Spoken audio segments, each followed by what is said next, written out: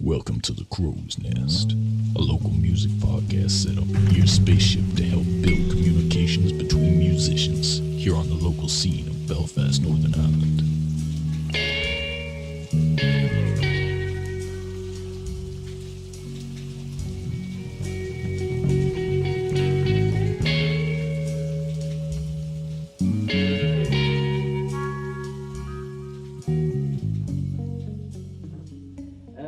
You sure you don't want to be in this, Mike? You just be on this one. You can fill in. I feel like you might help. I don't know. I feel like I'll probably unless be unless you want to be going into this cult. unless you want to be the audio. I don't know. Yeah. This could be on the outtakes. Grab the chips. I got some chips. Some chips and dips. We're going straight up cash. This is you. There you go. We'll try this. I don't feel great about this. I don't feel great about this. Welcome to the Crow's Nest, episode 4. Coming at you. No matter what the weather. The weather is very bad, very snowy.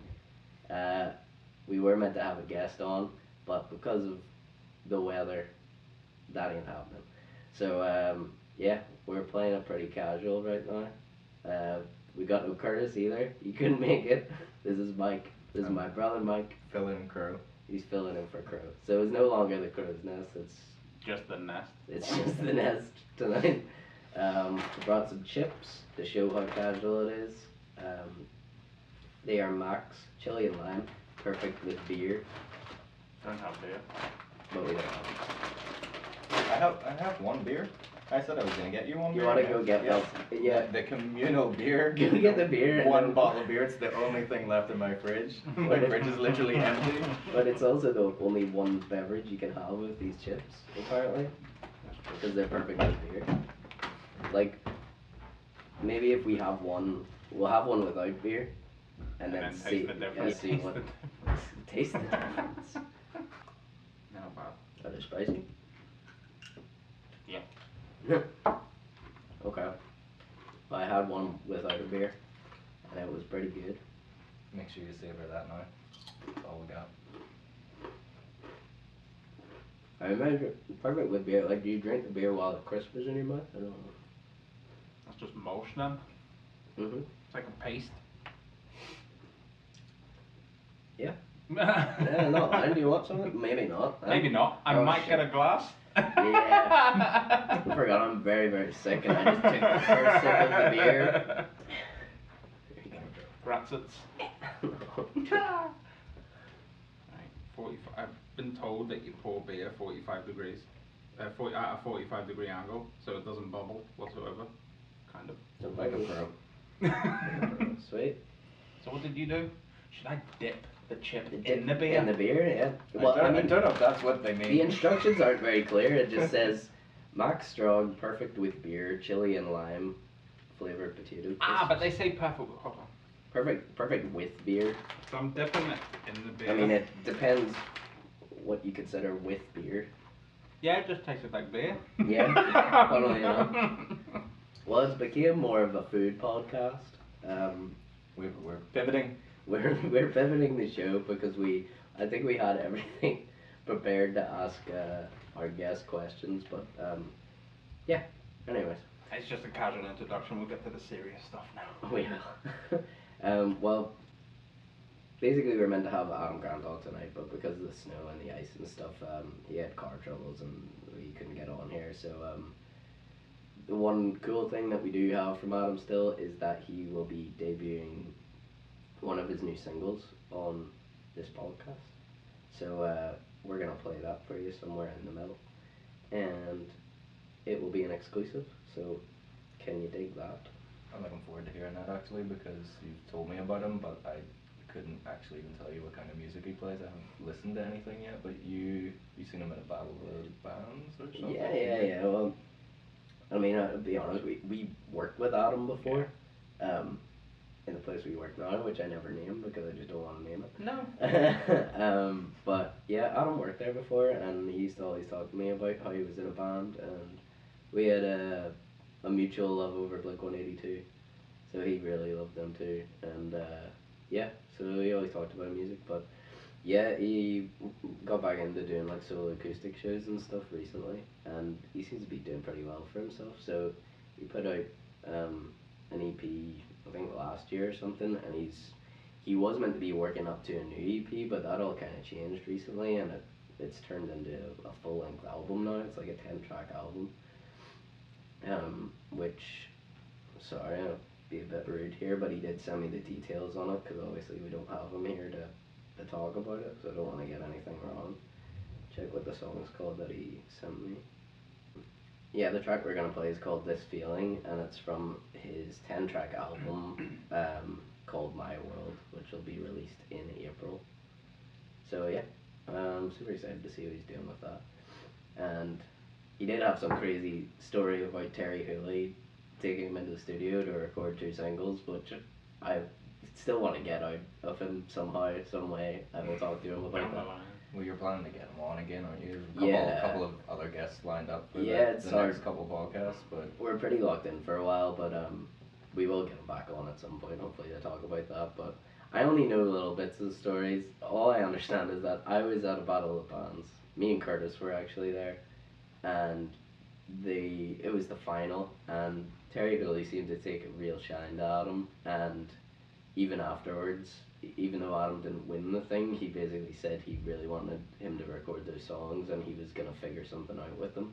And that's kind of the last thing I heard. And then Adam talked to me before we were doing this podcast. We were trying to set it up, and he said, yeah, we went to Millbank Studios, I think it was, to record 2 singles with him. And I was like, that's crazy. And so yeah, I need to hear that full story because it sounds nuts. Yeah, so we'll kick off with some new singles like I always like to do. And I'm just gonna sort of fly through them here. Newt brought out Ricochet, which is just as nudie as ever. I don't know how else to say that. It's freaking awesome though. We got Alpha Twin just brought out Mirage with a video made by Zool, and it's big and riffy. And then Brand New Friend brought out Girl, which just seems to be taking over the place at the minute. It's on everything. It was on like every Radio 1 show. Belfast Giants walked out to fucking crazy shit. Andy probably heard it. I probably heard it, but I didn't announce. I didn't realise what it was. No. There was no announcement. Yeah. It was like, this is a new single or something. No. Well, this is. That's awesome, man. They're fucking blowing up at the minute, so yeah, hopefully it just keeps going for them. it's really good to see. There's a couple of people that seem to be really blowing up on like local scene at the minute. And we were talking as well there about Jealous of the Birds getting signed to a record deal as well, which is massive too. And then one that I didn't actually get talking to you about before we started too, the Wood Burning Savages as well. Yeah. They're did you see they're supporting Death from Above? No. That's a pretty big shout like as well. That is really big. That's crazy. But yeah, it's really, really good to see. Yeah, I mean... These names. Oh, you I had the names? last month, I was like, I can't remember what it was. It was pigeon, something with birds. What was it? Jealous of the Birds. Yeah. You're about to say pigeons. I was Jealous of the say pigeons. Jealous of the pigeons. No, and then... not quite as cool. No. And then there was that one. What did you say it was? Wood Burning. Burning. I quite like Wood Burning Savages is great. Yeah, it's like whenever you listen to them, I don't think it's like one of those bands where you get like a picture of what the music is going to be before you. Right. Okay. Cool. Whenever I go to listen to this music, I'm expecting some savages on the stage, burning wood and causing mayhem, and it's not quite that, but But still, the names. It's probably going to be more names throughout this year I that know. I'm gonna hear, and I'm gonna be like, this is hilarious. Dude, I love this thing. I'm opening your mind. Oh, that's brilliant. The local music scene. I love the names. I told you before, like I don't even know if these guys are still going around, and like I don't know what age they were. I'm pretty sure it was like a folk sort of thing or whatever, but it was like a folk band, and they named themselves Uncle Boneless. After Boneless, the Pie and Chicken character. Wow. Yeah, I know, because like ever since you said that, I keep talking to my fiance Sarah about Uncle Boneless because she knows about Cow and Chicken, like the old Cartoon Network show, but she doesn't remember Uncle Boneless. And I was like, how can you forget? He was messed up. He was giving me nightmares. Yeah. Yeah, no, let's go. I need to check. Slight deviation. Yeah, for anybody that doesn't know, Uncle Boneless was the uncle of Guy and Chicken, and basically was Had no what they bones. say on the tin. Yeah, he No had bones. no bones. Yeah, that was cool. I'll slide into the old general news. I suppose you see to pick up from the last general news. Mike is the only person who can comment, but we talked about Output Belfast last time. How was it? You went to it? It was amazing. After all the talks for Output, then there was obviously gigs on as well. Oh yeah, right, okay. So I can't really comment too much because I was having to work. I was doing like a bar shift in OES Centre, so the way it's laid out, you can't really see the stage from the bar. But there's a band on Strange New Places, I think is what they're called. They were pretty cool from what I heard. As I say, you sort of don't really get to... I got away from the bar a little bit to see their performance, and then I nipped across. I got a break. I nipped across, and Wasps were playing across in 39 Gordon Street. Now, I don't... It wasn't an official Output Belfast thing. Yeah. But it was friggin' packed out, like. Right. And it was pretty cool, like, what I seen. They actually had...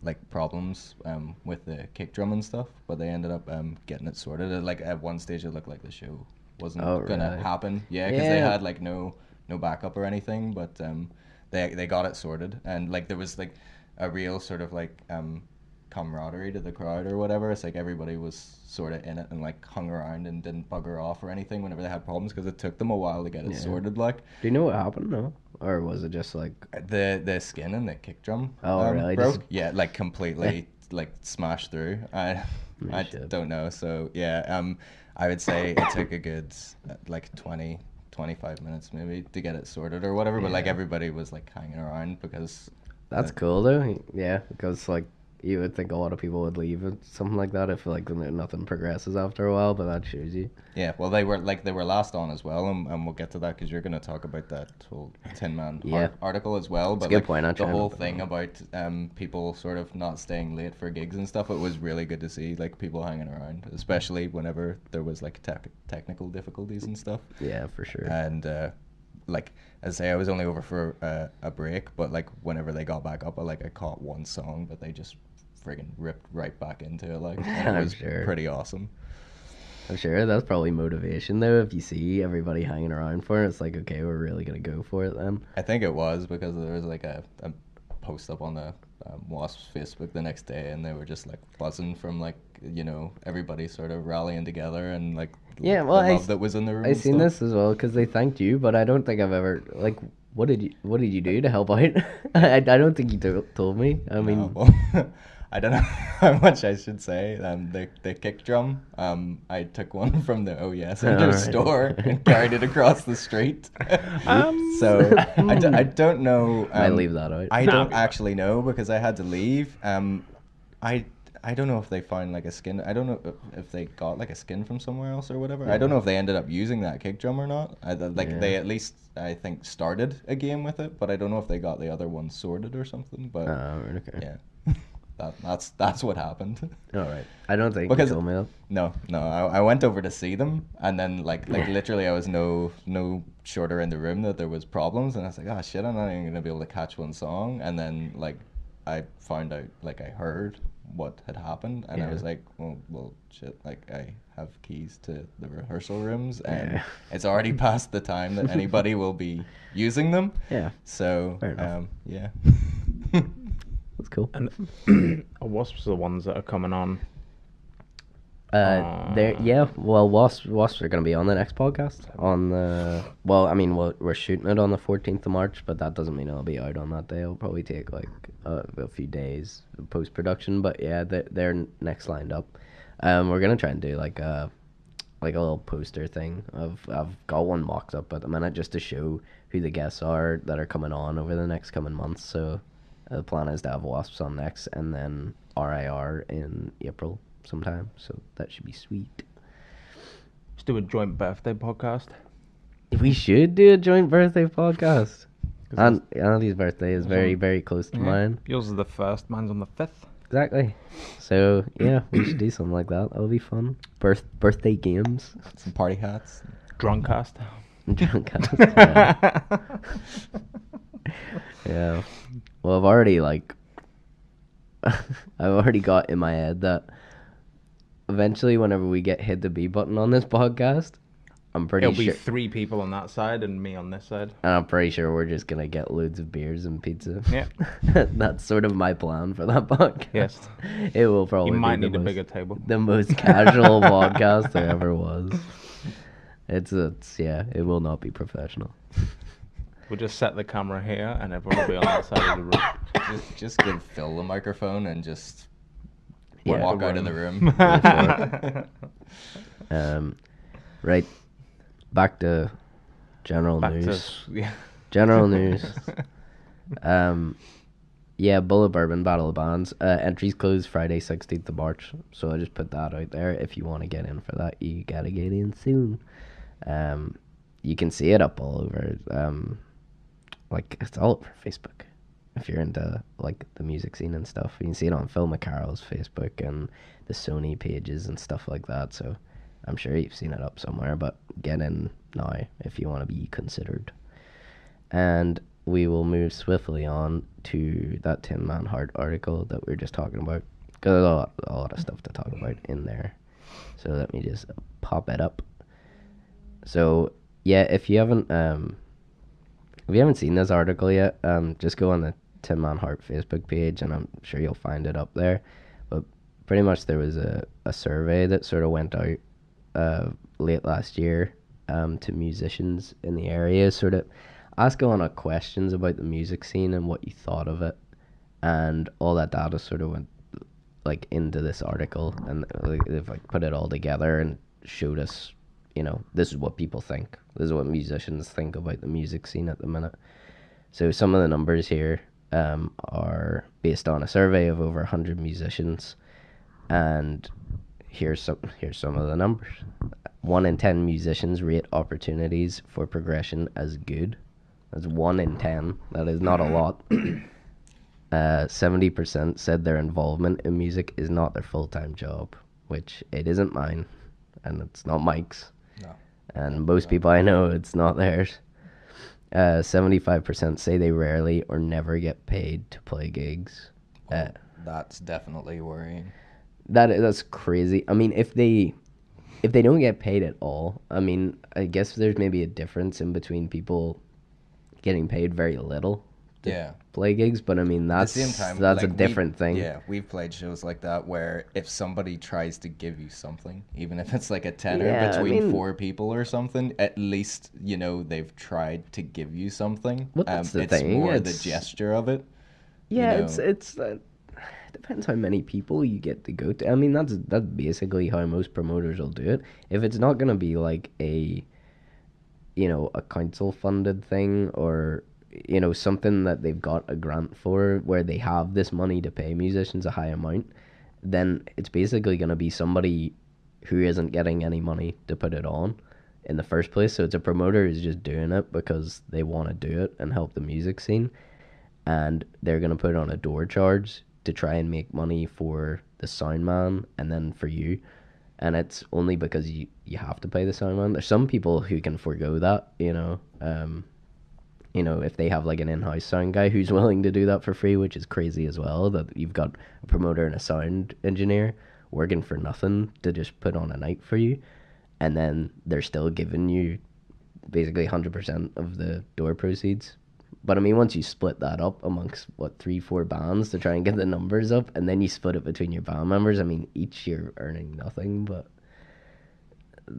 so yeah. I mean, if you get paid nothing for a gig, that's a whole different story to getting paid little.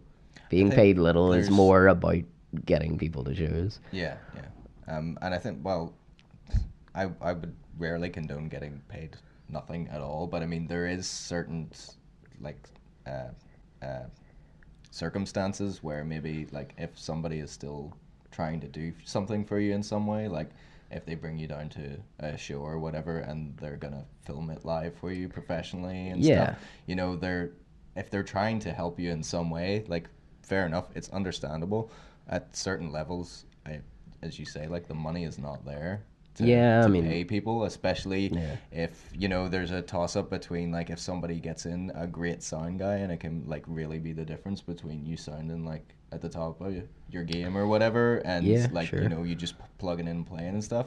If they're forking out for certain things in that way, which at the end of the day is going to make you sound better to the people that you're playing in front of, and they're trying to help you in some other way by maybe filming it or something, well, then maybe that's worth it. But yeah, just you know, just people getting you in to play music and try and bring a crowd in to drink at a bar, and basically them getting all the benefits from it is it's not great, like. No, and it does happen. No. I imagine it does happen. And then there's pay to plays, which, like, they're just pay to play is a joke. And, you know, for, like, you know, I'll talk to you, Andy, about this, just because I know you're sort of the outside perspective on it, you know, for not being a musician within it, but, like, basically it is what it sounds like. So there's a lot of venues who will provide you a service to put on a show for the night, but you pay them to do it. Do you get anything back? Like, do you can. So, like, this is the gamble that they're putting up. Would you get less than what you paid? You could. It's your gamble. It's basically you pay them however much it is to rent their venue, which some places, I'll not name names, but it's pretty high. Like, you know, how many hundred was it for, we looked at places before? Was it like 400 or something? Yeah, there was a 400. Say like £400 to rent a venue for the night. And was that with a sound man or without? I can't remember either. Sound man, or I imagine possibly not. Yeah, but you might need to get a sound engineer on top of that, or else try and do the sound yourself. And then pretty much what their advertisement to you is that you pay them this money to take the venue over for the night. You can put on whatever show you want. So you'll bring like 3-4 bands with you who are probably expecting to get paid, and you will have to bring enough people and sell enough tickets to outweigh that cost to put you into a plus rather than a loss, you know. So it's a huge gamble. I mean, it's very doubtful you're going to make enough if you're a small-time band. Like, you're not really going to do that. So that's why pay-to-plays are just, like, a joke for bands of a certain level. Like, I mean, they shouldn't be happening all together, in my opinion. I just think they're ridiculous, but... It's like real-life pay to win, like loot boxes. Yeah, it's like it's RNG. It's like, are you gonna get enough money today? Are you not gonna get it's like, who knows? I mean, it's different because of the amount they expect you to pay to rent the venue, because it's completely unrealistic that you will make that. You know, maybe your band's pretty popular, but still, it's like such a hard grind to make that back if you have to pay the sound man as well.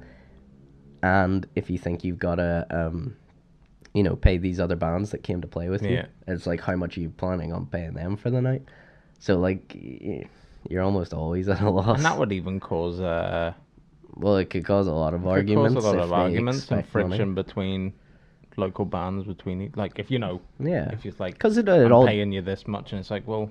Well, it all depends who shows up on the night, right? Yeah. Unless you have pre-sale tickets. If you're selling at the door, it's like the numbers on Facebook might say one thing, but whoever shows up might be a completely different thing, and then... Well, I've even seen that firsthand. It's like just all the time. Crazy number on Facebook, and then you're there at the gig, and it's like, it's about half. It's empty. Yeah. People change their mind at the last minute. But, yeah, anyway, 75% say they rarely or never get paid to play gigs. I wonder, is that also to do with so many Battle of the Bands competitions? Yeah, well, because you know, going in, you're never going to get paid for those. No, unless you're the winner. Unless you win, yeah. But yeah, that could be something to do with it too. Those Battle of the Bands, and whatever you may think of them, those are a lot of people's first gigs. Yeah, because it's just you apply and you get in most of the time. Like, you pretty much will, but... And whenever you're starting out in a band and you literally don't know anybody on the music scene or anybody to talk to, it's like these Battle of Bands come up and it's like an email address, and it's kind of like a starting point for a lot of people. Yeah. And you get it, and it's your first experience of playing in front of people, you know. Let's not talk about them, because I don't like them. I hate being judged. I don't know if I can express that enough, but I hate people judging me, so I don't like Battle of the Bands. Anyway, nearly half, 43%, of the survey say that media in Northern Ireland is limited in its coverage of local music. I don't know what to say about that, because, like, I mean, I personally have never really seen much media coverage. I mean, there's I don't know. I think it's whenever it says media coverage in Northern Ireland, I feel like on such a grander scale.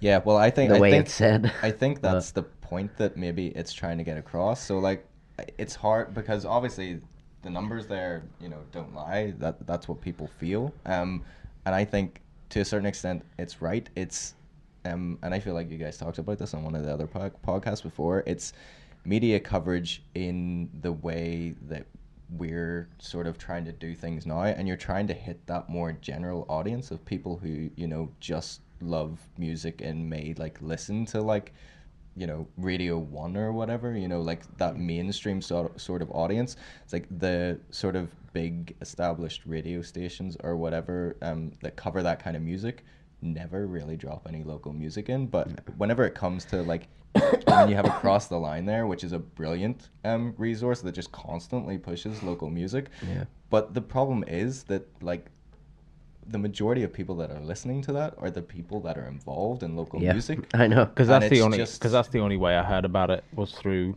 yous playing. Yeah, and that's how I found it out, because yous were on it.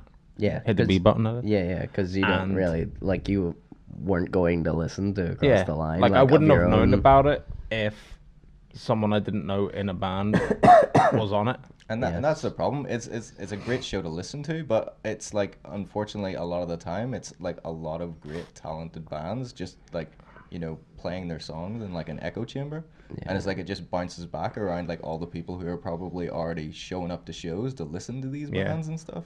And I think that's the point that part of the survey is trying to make in like media coverage. I guess that's why it's half and half, because it depends what you consider media coverage, because it's a lot of... It's not just radio, it could be like anything. It could be a lot of things, but it's like it's all to do with scale as well, exactly what you're saying. It's like there's a lot of good blogs as well that cover this music. But it's like, do you consider the blog as big as whatever? It's like whenever people hear media coverage, they're probably thinking of these big radio stations that like literally everybody has dialed into their car, like Cool FM or something. Like almost, it's like so many people listen to Cool FM, but you're not going to hear them drop some local music on there. They don't do that. They don't operate that way. And that, I guess that kind of sucks, because that's what would open you up to like, a wider audience. Whereas exactly what we're saying is like in no disrespectful way, but it's like Across the Line to me, it's like the people listening to it are musicians, are like the people that are in the know and in the circle already. Because, I mean, first-hand evidence with you, Andy, and basically all my friends who know I'm in a band don't really listen to that, or didn't know about it before I was in a band, to tell them to go and check it out. But the crazy thing as well is I don't want to focus too much on radio as well, like, but the crazy thing is like you're talking about like the likes of like Cool FM or those big radio stations. It's like I am completely aware that there's different levels of local music, and there's people just starting out and sort of like, getting their sound and figuring out where recording works best for them and blah, blah, blah. But there is so many like good bands that are at a level that should just, they could be played on any radio station, and they have been. There's people have been played on Radio 1 and stuff, and it's like, and yet still they're not being played on some of the big radio stations here. Yeah, I mean, that's tough, man. I don't know. I need to wake up and see what's around them. But I mean, that's basically what this article is all about. Because you can turn on Cool FM and you can pretty much just get American and UK chart music. It's just, even though it's the biggest radio station in Northern Ireland. Yeah. But yet, trying to, unless you're Snow Patrol, you probably won't get on there if you're like in a local band. It's basically I'll point it out whenever we get down to it, but if I remember from this article, there's a point where they basically say something along the lines of like, can you imagine if just like one of those radio stations maybe played one new local band like a day, like how much airtime would it actually pass up for them? Do they think they would lose listeners over that? Do you know another thing? It's like, who, unless you're in a car, who actually turns on the radio now? Well, I know. Well, it depends, I guess. I mean, I don't know. That's what's tough, is like you're never gonna, you can't broaden your audience unless you try stuff like that, you know, because there is people who still just flip on radio or whatever, or they listen to it in work. And stuff. There's a lot, and it's sort of just constantly there, because I mean, I don't listen to radio a whole lot, or else I listen to digital radio in the car, which is fair enough, I guess. So maybe it wouldn't make a difference to me opening my eyes up to like new bands, but that's not how I find new bands anyway. So yeah, that's it. Everybody's. But then even if something as big as Cool FM had a like an on-demand, because everybody wants on-demand stuff, and even have like a local, here's like a local thing. Well, that's it. That is the good thing about Across the Line, because I can't say that I listen, you know, religiously all the time, but I do try and listen every once in a while, because, like, as I say, I find a lot of good local bands on it. But they would have quite short snippets of like some, like if they have like a feature on one night, like an interview with a band or whatever, or like a new song or whatever. And it's like you can what I would do a lot of the time is maybe I wouldn't get listening for like a couple of weeks, and then I would jump on, and like literally some of them are like 5-6 minute snippets or whatever, and it's really good for like getting caught up with what you've missed, like local music wise and stuff. And say the people that they're having on are pretty there you go, there's something I didn't know, didn't even know you could get Across the Line on because it's BBC as well, you know, it's BBC introducing, so you know, all that BBC iPlayer sort of stuff, you basically can get it through that. It will be on like the app on the phone and stuff, so it's really handy in that way. Let's say, like, instead of like sitting in, because I would listen to like Spotify and work or whatever, instead of staying Spotify on one day, instead I would just sit and like go through some of the like latest ATL stuff. As I say, it's not like a killer amount of stuff to delve into, if you know what I mean, whenever you're only talking about like 5-6 minute segments or whatever, and you could listen to like maybe a handful of them and feel like you've caught up a little bit with whatever you've missed. Funnily, right after that, like we kind of touched on all this anyway, but 9 in 10, right? Say music media have a preference for certain acts which excludes others, but that number is maybe a little bit skewed. I mean, 9 out of 10 just sounds good. It's like 99p. No, 99. I mean, it's not that. It's more that, like, I don't want to say it like I'm like complaining about people, but there's always gonna be a slight jealous factor, right? Yeah, it's like I know what you're gonna say. It's like it's kind of hard, because a lot of people feel like, oh, I know people aren't listening to my band because they're listening to somebody else, and I've went through the exact same phases, and sometimes I still feel that way about certain people, and it's like it's tough to get out of it, because people work damn hard like to get to those places, and that's what's not really that fair about it. Because it is more of a jealousy thing, whether you think it is or not, and it's just kind of like, that's it. You can't deny the work of some people. You don't know them. I mean, that's the thing, is like you're gonna be like, well, they're always playing them. It's like, well, maybe they're working pretty damn hard to be played all the time. Like they're out there grinding for it. But exactly, it may not just be the music type. It's like constantly the fact that they're always in people's faces, talking to people. They're known. Well, that's why this is the thing. I just have I remember reading that the first time I seen the article, and sort of thought that's probably why that number's so high. Is like there's always gonna be the case of people think that, but I mean, it's just hard, because like whenever it says about, so is it, what, 9 out of 10, 85% say music media have a preference for certain acts which excludes others. I feel like I know what people are getting at. But I assume that's within the local bracket we're talking about, because we're not talking about like, Cool FM has a preference for like, again, you know, I don't know, Miley Cyrus or something over Hit the B button. Because of course they do. Yeah, no, I assume Pitbull, by the way. It's Pitbull. Pitbull's Cool The Biggity Boys get diggity dogged. Beautiful Pitbull lyrics. Look it up. Timber. 3/4, 73% of musicians say it's difficult or near impossible to get people to attend gigs. That's the big one. And that one's true. that one's should be 100% musicians. Yeah. Yeah, this is a real problem for everyone. How do you get people there? So pretty much all that stuff. What this article is trying to do is trying to say this isn't gonna fix it. They're trying to highlight what people think the issues are, and they've came up with 2 possible fixes. I mean, if they are possible, like, I feel like there's a lot of working parts, and whenever you just lay them out simply, it's like, oh yeah, we should do that.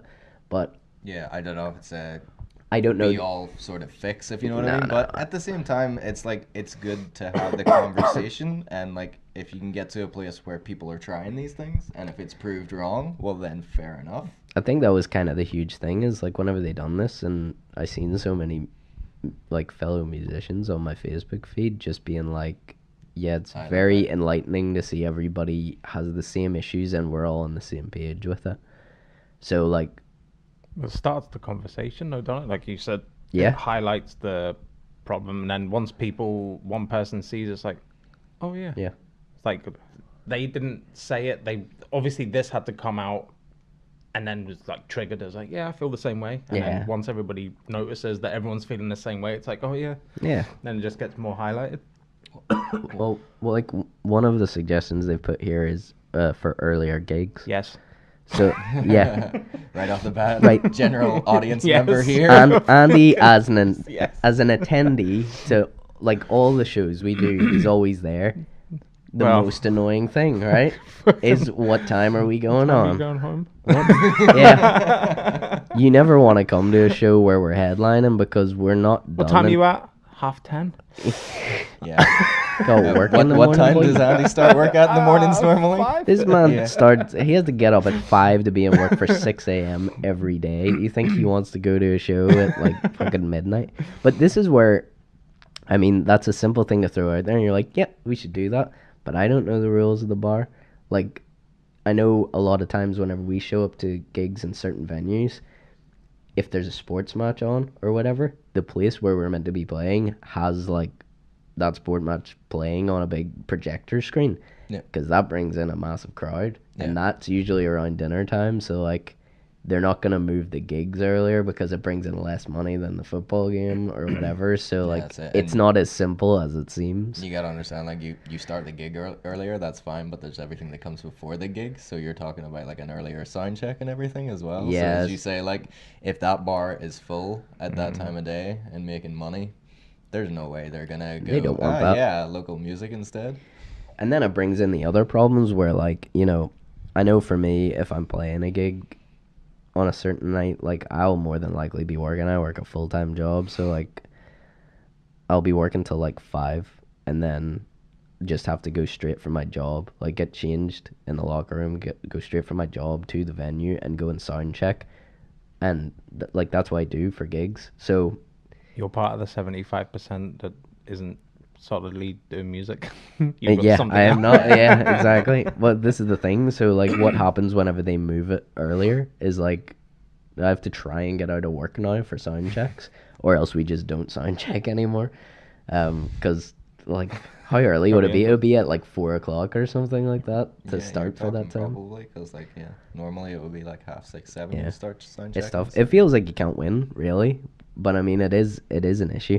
There's a very common thing, like a trait for shows where you go there and if the place isn't full enough for the first act, they hold off, like for some, for more people to come in for the first act. Yeah, well, this is the thing as well. So I'm sort of thinking like, just playing devil's advocate is like I think it's like a suggestion that at least should be tried, but like at the same time, like you go the other way and say like you get the bar to go along and it all works out and you get the earlier gig.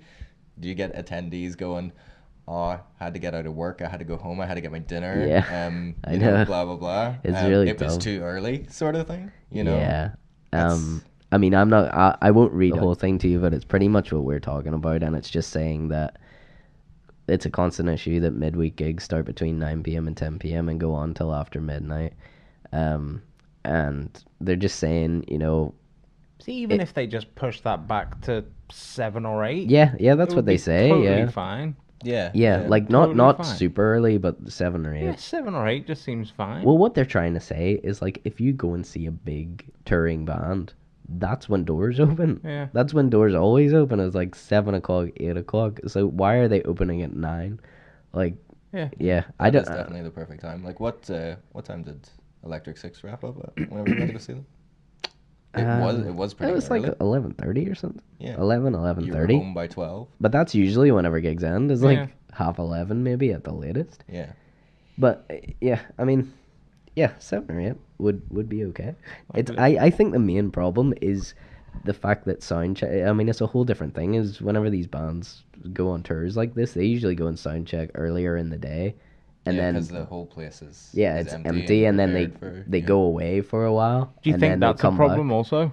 There's not enough music focused venues where there's a bar, but there's like You know the thing that like there's places that could be doing this that are sort of empty during the day. If you know what I Right. mean, they could do earlier sound checks. I don't know why they don't. Like, but there may not be like many, as you're saying. You know, Yeah. maybe it is a problem that there isn't as many. you know, sort like of- something like, oh yeah, Santa's like there's music downstairs. Yes, there's 2 bars, but that's open when there's music on. The pavilion, not the pavilion, the freaking Empire. The Empire. Yeah. That's like there's a stage. Here's where music gets held. There's bars there. This is for music, not open until music. Yeah. So I just feel like just doing it in just general bars being available is kind of Yeah, half the it's- problem. You know what's funny is like whenever I think about this, and it's like, it's the problem is like to start it, it would be like, no, we're gonna lose money over that time, but it's one of these things where if it looks more professional, more people will think it's more professional. So the fact that they would shut down a bar for a sound check seems like it would create more buzz. I don't know if that makes sense, but it would draw more of the illusion of, oh, there's a band playing tonight and they're sound checking upstairs now. Yeah. And it's like they don't do that because they sort of throw you up there in front of everybody watching the rugby match to try and sort it out because they don't care because you don't make enough money. Yeah. But it's just the whole. And is that down to the bar? Like they would have to have some sort of say in like the promotion and stuff. Like they're not promoting. They know bands are coming, Yeah, and they promote like outside the door. Yeah, well, And then, a like- lot of the times it's like The bar don't- bars don't the take bar don't anything really to do do it. Really? with it. Yeah, No. it's like whoever's putting on the gig. The promoter will deal with it, and they usually have some sort of deal, I guess, with the bar itself or the venue that they've agreed to let them put on this night at the end of every month or something like that. But I mean, most promoters they must have some sort of deal with them because I doubt they're paying for it, or else they would be just out of pocket for absolutely no reason because they make no money back. So they organize this thing, and then the bar's like, yeah, okay, so it's a night to put on for entertainment, and they'll bring people in. It's good they do it, or else there would be no venues for bands to play in. But yeah, it's just the general rule of thumb here is that like we need the music scene to garner more interest with the general audience, I guess, because then it would make more money, which would make the bars more interested in helping with everything Yeah. and making it bigger because it would be, financially viable. But it's all about the question of how you do that, which brings me on to the next one, media interest. So earlier gigs alone won't be enough. We need to give people a reason to want to come to those gigs.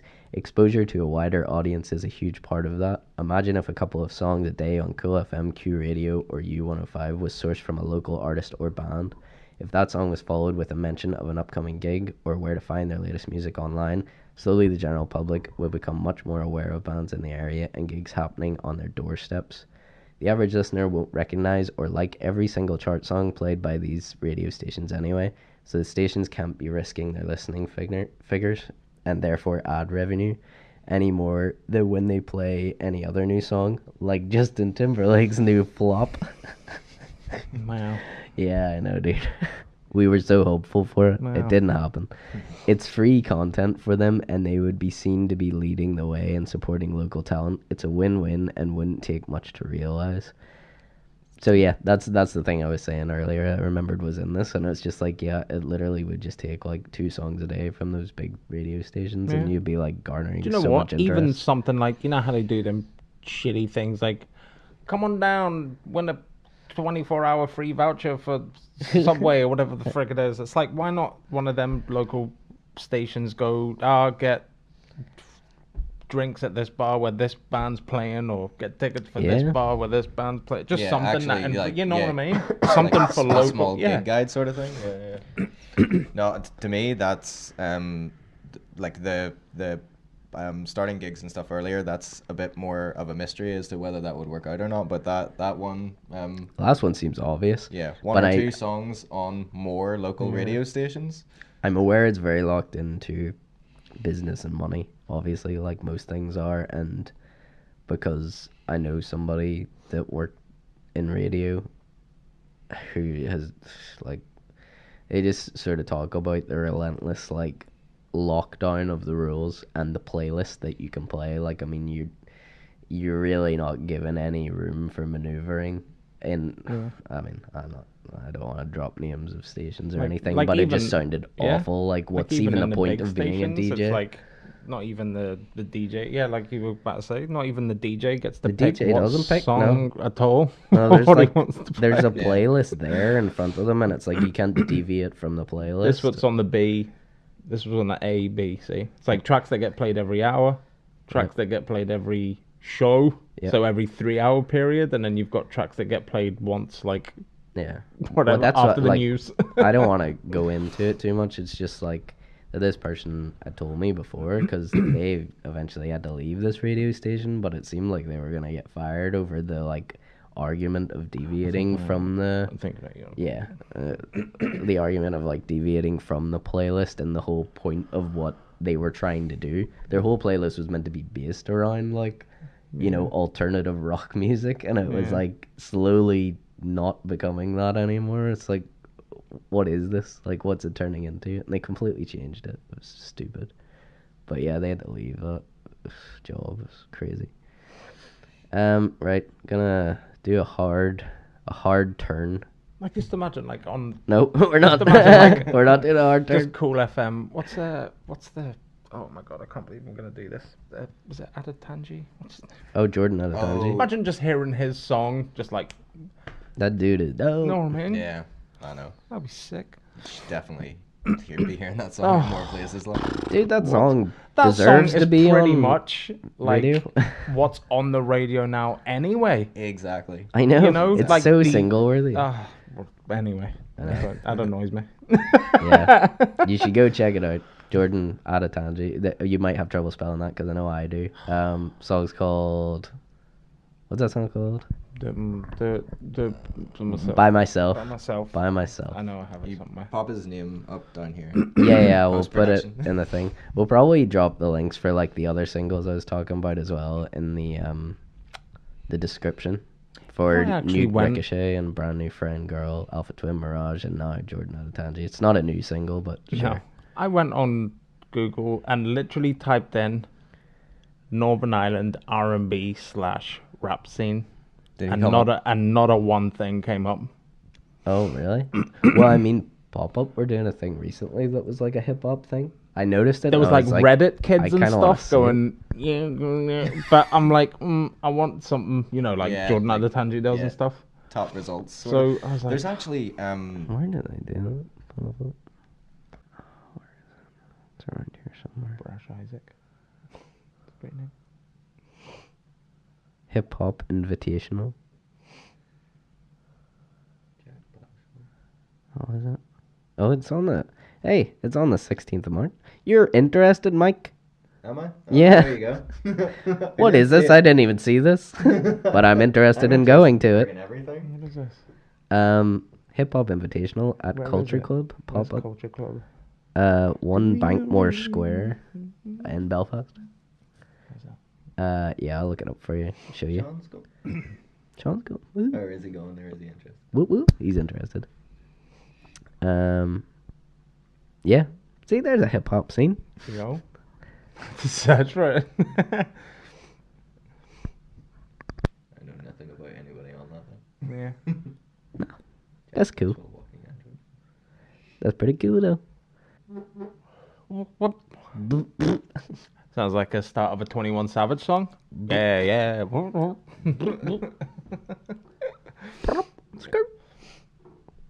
Okay, so we're gonna make a hard laugh this time for real, and introduce Adam Grant's I guess new single. We're getting the exclusive on this one. It's called maybe put some of those sound effects in afterwards, some DJ things. This is a big moment for us. We've never had an exclusive. This First exclusive. This is the air horn. But yeah, this is our scoop. This is great. So yeah, the single's called "This Feeling" by Adam Grant, and it's off of his upcoming 10-track album called My World, which is out in April. And here it goes. This Feeling. Let's take it away.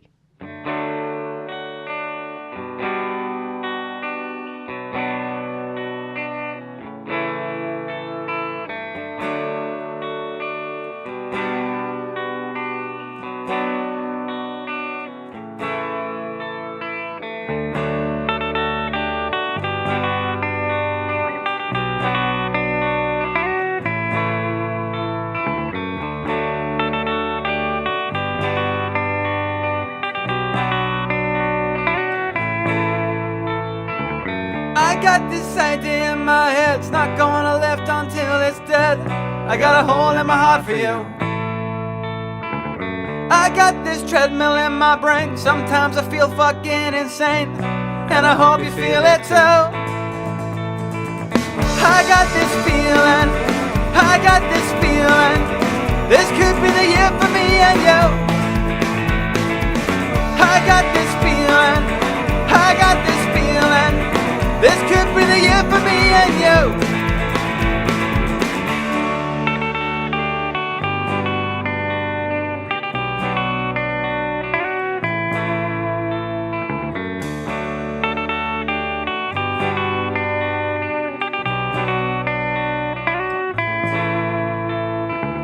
I got this aching in my heart, and I trace it right back to the start, to the day me and you met.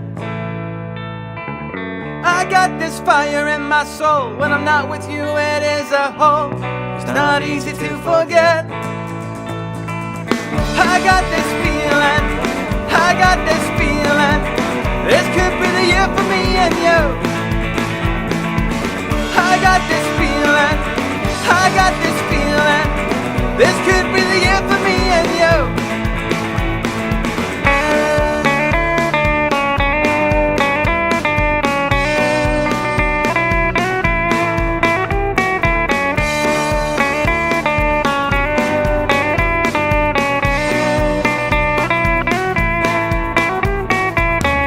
That is what I said last year.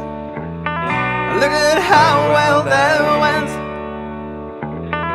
No more time wasted on memories, it's gone. Oh yeah. And I got this feeling, I got this feeling, this is the year I'm over you. I got this feeling, I got this feeling, no going back, me and you are through. I got this feeling, yeah, I got this feeling, no, this is the year I'm over you. And I got this, I got this, I got this, I got this, no going back, me and you are through. I'm over you.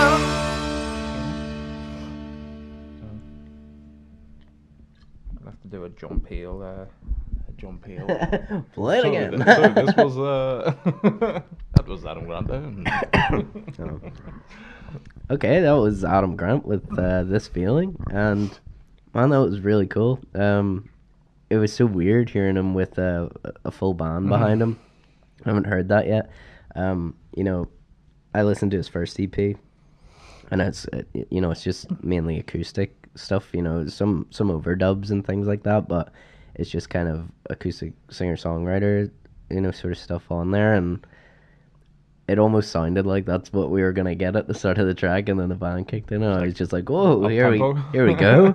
Kicking off. That's awesome, man. You know, I can't wait to hear the rest of that. It's such a good direction for you to go down. I think it completes your sound, like having the rest of the band there. So yeah, that's really cool. I'm excited to hear the rest of it, definitely. Yeah. Sorry. I'm clicking on all the wrong things. Click. Yeah, so we're just gonna wrap up here. Got a couple upcoming gigs. I didn't jot down a whole bunch of them here. On 15th of March, I seen there's Saint Sapphire headline in the Empire with support from Alpha Twin, Sit Tight, and Newt as part of Sony's class acts. That just seems like a stellar lineup to me. Yeah, that'll be a good night. Yeah, so I gotta figure out how I can get that off work, because that's awesome. But yeah, I'll be honest, it's because I was like dying with sickness for like the last 3 days. I've sort of been out of it, and my preparation kind of died off at the upcoming gigs mark. So I don't really have many more than that. All I have is to plug our show on the 30th of March, which is obviously coming up next month, with Winona Bleach at Sandito's Bar. You playing with Winona Bleach? Yeah. Oh, For sure, good man. to see For Winona sure, Bleach for the dog. first time now. Yeah, dude. We're playing in Derry now, so it's a bit further out for you. Road trip. Road trip.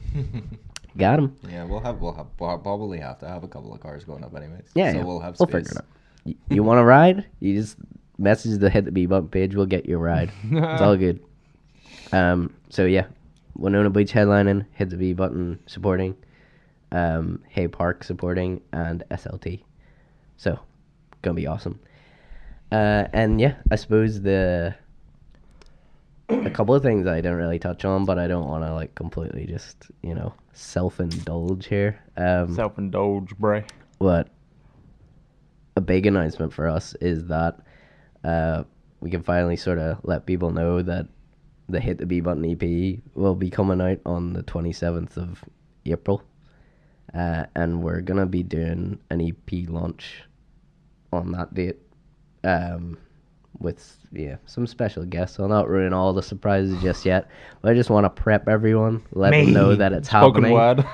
No one Yeah, dude. I mean, it's gonna be a special gig. We've been working on this EP for such a long time. I mean, it's 4 tracks, and it feels like we've been working on a double album or something crazy. But I couldn't be prouder of the stuff that we put together on it, and we're just currently working on promotion for it. We're working on music videos for it.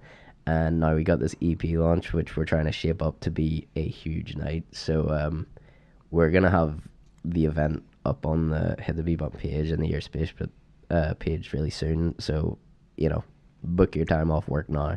I don't want to hear that you're not going to it. Because it's too late. Don't be that 'Cause it's too late, 73%. We're talking 27th of April, people. You got 2 months to get your affairs in order.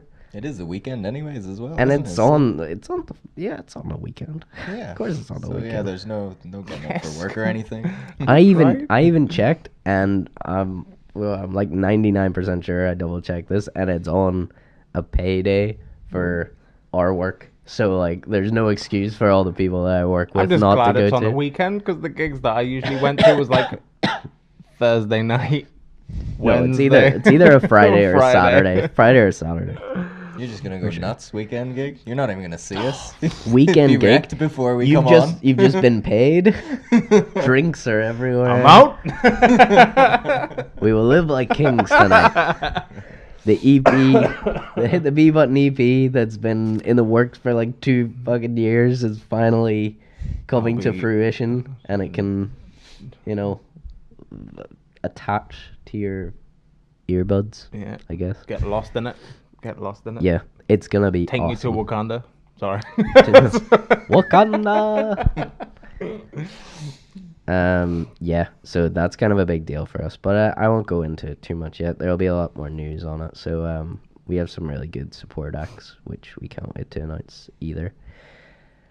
And yeah, I guess other than that, we've got Cosmic Crows, Brother Nature dropping at the end of the week, but this podcast might be out after that, so Check it out anyway. Check it out. If you know, just go on to your Spotify, type in the Cosmic Crows, and if you see an album called Brother Nature, listen to it from start to finish. I freaking love that album. I've already listened to it loads. Go on a funky soul space time extravaganza. It's ridiculous in the best possible way. That's like good. I mean, there's Thanks, some man. there's some great like serious tracks on there, but then there's some really There's tongue in cheek, There's the fun ones. ridiculously fun funky ones. songs. But yeah, There's some goofs. it's a driving album. I find I really like listening to it in the There you car. go. It is. It's quite. The last track's definitely a driving one. Yeah. Moving out west. I might have You gotta to- drive out into the sunset I haven't to listened that to it one. yet, but I'm probably gonna listen to it It's very like atmospheric or something. driving my work machine. And I've already given him a shout out, but you know, shout out to Simon Hart. He mastered it, and I think whenever he first listened to the album from start to finish, he was just like, Jesus, what was going on there? That was some conceptual shit. I think was his comments to me. So I was like, okay, that's good. That's what I wanted. I think the thing that people need to prepare themselves for really is like the people that have watched this podcast before knowing what Cosmic Crows is. I think they have to like prepare themselves for Curtis's singing voice. Oh yeah. I don't even know if you can It's- prepare yourself for Curtis's singing voice. Well, it takes on several forms throughout the album, but I mean, we were using a lot of you know, late Leonard Cohen stuff, Nick Cave stuff, all his sort of influences. Yeah, I mean, it was in there. It's just whenever I first heard Curtis's voice, I wanted to use it in that sort of weird way, where like some tracks we are trying to be a bit funny, but a bit like groovy as well, if that makes any sense. Hauntingly funny. That's why you said it's a gothic soul. That's what we're going for. Gothic soul. Yeah, that's the. I keep trying to find it in genre description. Nobody has it. No. I'm trying Gothic to soul? coin that phrase, but Jeez. I bet you somebody already has it. But screw them, you know. I feel like if somebody does have it, it's not gonna be what I- your album sounds. I like. don't think what we have is gothic soul either, but I don't give a flip about that. Yeah. So yeah, that was some shameless self play. I didn't really have a lot of gigs, like I said, I was sick, but apologies. There's a lot more out there. Wood Burning Savages, just because we talked about them. Yes. They're doing a getting to know in Oh Yeah Center. They Okay. usually happen on Thursdays, so I think it's towards the end of March, but it will probably be on the Oh Yeah Center page if you want to check to say, Yeah, like check, if you want to make a cut and then just say, and you can Check it out. splice it in back at the front maybe or something. yeah, that is cool. That's cool. Yeah, go check that out. And yeah, so we're just gonna wrap up here for another. This was nice. Well, not a crow's nest per se. No, I this kind of was- I do miss the crow though. I miss the crow. It is a very empty nest, but It was like slightly too serious and informative. it was without actually way informative. Yeah, It was nice. It was I too. liked it. It's like people are just bombarded with knowledge now. That was mostly from that Tim Manhart article. Yeah. So yeah, I'm gonna finish on my new thing that I want to bring to this podcast to sign out on, which is out of context song lyrics. So you know, I just want to read some pop song lyrics completely out of context in a prose styling, and yeah, just let you really think about it. You know, just really soak it up. And this one's got to go out to my good buddy Neil Poole, who first really pointed this lyric out to me of just how stupid it really is. Do you ever feel like a plastic bag?